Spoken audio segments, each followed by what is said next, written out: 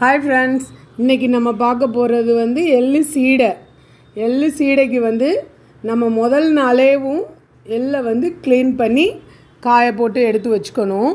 அந்த மாதிரி முதல் நாளே வந்து எல்லா வேலையும் இழுத்து போட்டு பண்ண முடியலை அப்படின்னா ஃப்ரீயாக இருக்கிற டைமில் நம்ம இந்த மாதிரி எள்ளை க்ளீன் பண்ணி எடுத்து வச்சுக்கலாம்.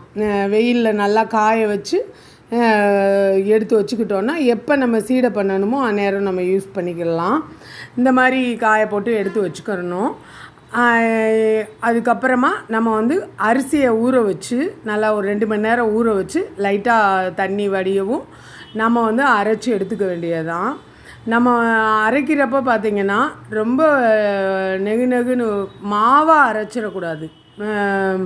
ரொம்ப நெருன்னு அதிரசம் அளவுக்கு நெருப்பும் தேவையில்லை. ஆனால் அந்த அளவு இருந்தால் கூட பரவாயில்ல. ஆனால் வந்து ரொம்ப நைஸ் மாவாக இருக்கக்கூடாது, சீடை கடுக்குன்னு ஆயிரும்.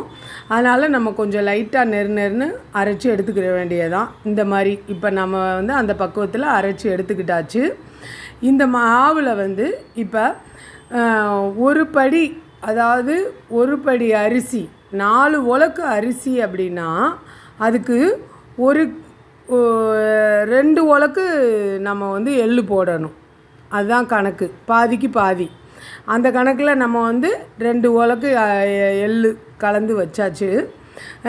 நல்லா கலந்து விட்டுட்டு ஃபஸ்ட்டு நல்லா கலந்து விட்டுறணும். பாகு ஊற்றுறதுக்கு முன்னாடியே வந்து நம்ம நல்லா எள்ளையும் மாவையும் நல்லா கலந்து விட்டுறணும். பாகு ஊற்றின பிறகுனா அங்கங்கே மொத்தமாக எள்ளு தனியாக மாவு தனியாக போய் நின்றுக்கிறதுக்கு வாய்ப்பு இருக்கும். அதனால் நல்லா கலந்ததுக்கப்புறம் நம்ம சர்க்கரை பாகு விட வேண்டியது தான். சர்க்கரை பாகு விட்டு கலந்து எடுத்துக்கலாம்.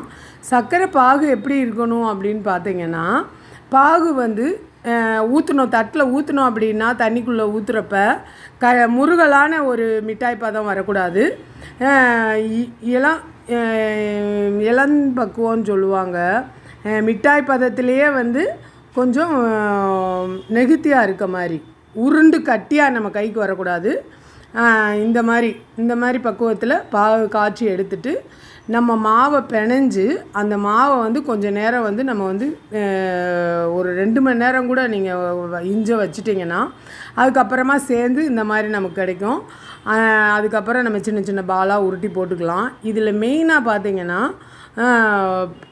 பொரிச்சு எடுக்கிறது தான் வந்து கொஞ்சம் பார்த்து எடுக்கணும். எப்படின்னா அதிகமான ஃப்ளேமில் நல்ல சூட்டில் போட்டிங்கன்னா கருகிரும். மிதமான சூட்டில் நம்ம வந்து சென்டரில் போட்டுட்டு ஃப்ளேமுக்கு நேராக இருக்கிறது கூட கருகிரும். அதனால் இந்த மாதிரி பாத்திரத்தில் சைடில் வச்சுட்டு நல்லா பொரிச்சு எடுக்கிறப்ப, கொஞ்சம் டைம் விட்டு பொரிச்சு எடுக்கிறப்ப மொறுன்னு அருமையான சீடை ரெடி. சாப்பிட்டிங்கன்னா வாயில் போட்டோம்னா அடுத்தடுத்து நான் ஸ்டாப்பாக போய்கிட்டே இருக்கும். இந்த மாதிரி ஒரு சீடையை தீபாவளிக்கு ட்ரை பண்ணுங்கள்.